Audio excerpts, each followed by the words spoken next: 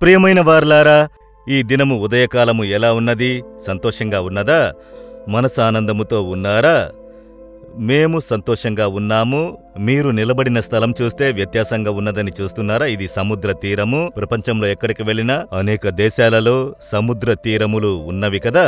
ఇది ఇండియాలోని కేరళ రాష్ట్రంలో కొచ్చిన్ అన్న పట్టణపు సముద్ర తీరము.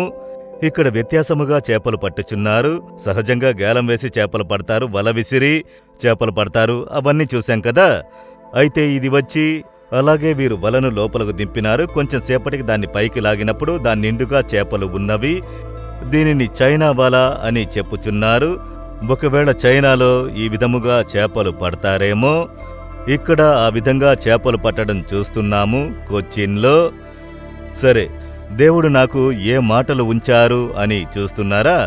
ఇర్మియా 15వ అధ్యాయము 19వ వచనము, నీవు నా తట్టు తిరిగిన ఎడల నీవు నా సన్నిధిని నిలిచినట్లు నేను నిన్ను తిరిగి రప్పింతును. దేవుడు చెబుతున్నారు, నేను మరలా నిన్ను సరిచేయుదును. అంటే ఏమిటి అని అనుకుంటున్నారా? అదేమంటే ఒక యవ్వన కుమార్తె. అమెరికాలోని దక్షిణ ప్రాంతంలో, దక్షిణ అమెరికా ఉన్నది కదా, అందులో ఒక కోటమాల అన్న ఒక పట్టణమున్నది. ఆ పట్టణంలో జీవించిన ఒక కుమార్తె జీవితము ఇది. మొదట చాలా బాగా ఉండేది. చిన్న వయసులో చాలా భక్తితో ఉండి చర్చికి పోయేది, వచ్చేది. తల్లిదండ్రులు క్రమశిక్షణతో బాగా పెంచారు. యవ్వన ప్రాయంలో చూడండి, శరీరేచ్ఛలు, నేత్రాశలు కలిగాయి. ఇష్టానుసారంగా జీవించి అన్నిట్నీ అనుభవించాలని దూరముగా పోయినది. ఆమె దేవుని విడిచి దూరముగా పోయినది. తల్లిదండ్రుల్ని విడిచి దూరంగా వెళ్ళింది.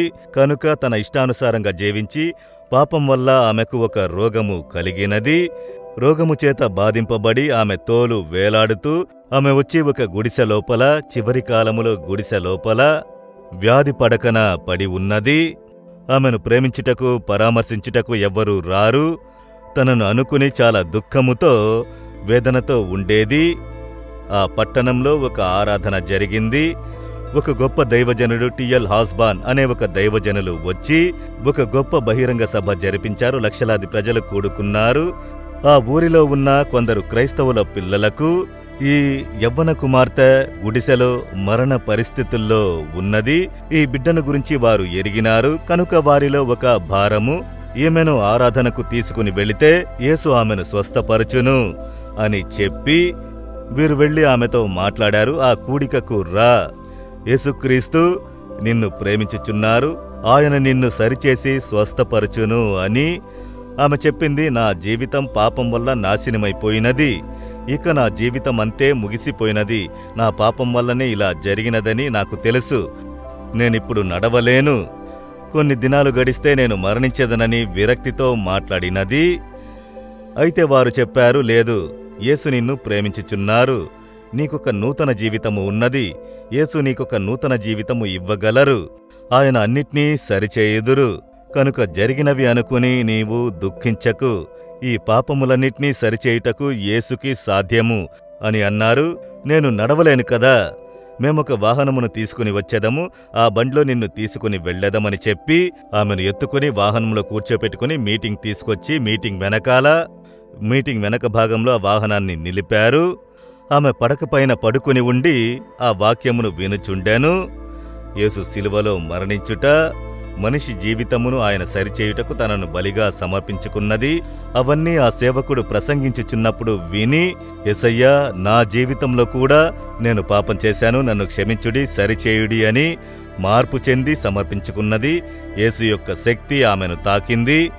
దేవుడు ఆమెను తాకి అదే సమయంలో ఒక శక్తి ఆమె శరీరంలో దిగిన వెంటనే పడకను విడిచి లేచింది, నడవడం ప్రారంభించింది. పూర్ణ స్వస్థత.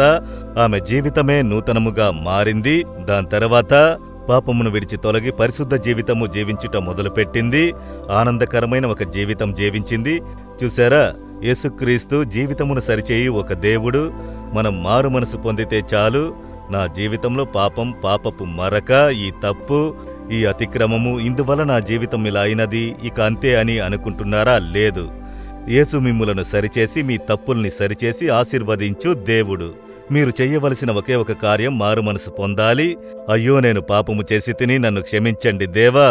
ఈ పాపమును గ్రహించి మారు మనసు పొందితే యేసుక్రీస్తు సరిచేయుటకు శక్తి కలిగిన ఒక దేవుడు.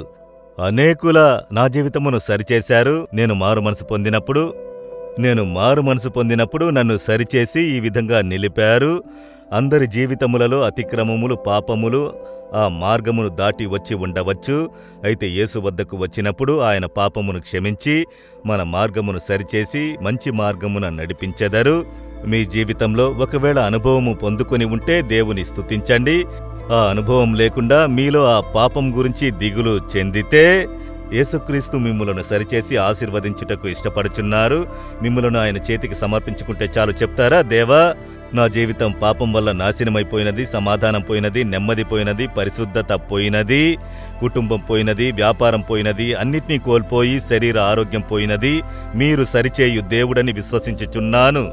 ఇప్పుడు మారు మనసు పొంది మీ చేతికి నన్ను సమర్పించుకుంటున్నాను. నా కొరకు మీరు సిలువలో రక్తము చిందించి మరణించి పునరుద్ధానులైనందున నన్ను సరిచేసి ఆశీర్వదించుడి.